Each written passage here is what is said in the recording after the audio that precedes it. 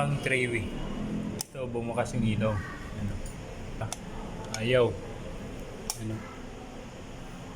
Bumukas. Ano kasi ito, ang open itong ilaw, alternate. Ang ilaw yon, ito naka-off. Ang switch nito, ito yung defective yun. Three-way. Tugang din. Pero magkaiba ang ano nito, magkaiba ang circuito nito. Ibig sabihin magkaiba. Dalawang breaker. So buksan ko na.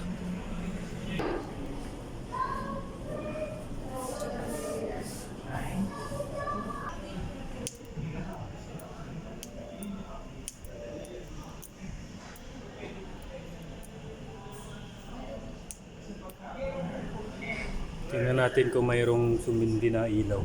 Ayan. Tanggalin natin. Dikit natin. Install na natin yung isang three-way switch.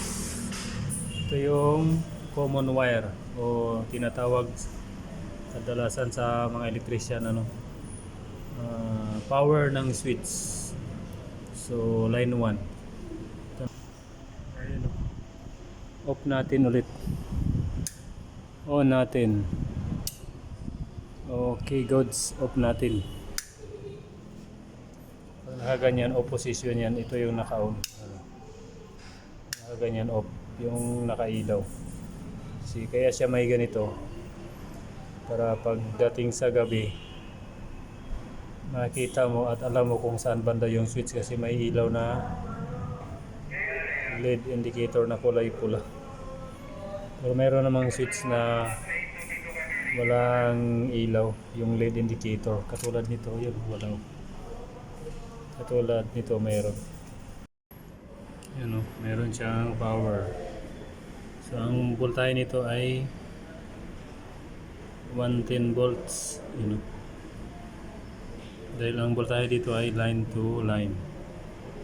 So, pwede natin itong hawakan basta hindi tayo naka-ground sa sahig. Kailangan naka-ano tayo. Naka-sapatos. Tsaka hindi tayo nakadikit sa kung anumang bagay katulad ng mga bakal o basa ang ating paa. Hindi itong hawakan natin. Hawakan natin. Pero huwag niyo itong gayahin. Para ito sa may mga alam sa electrical.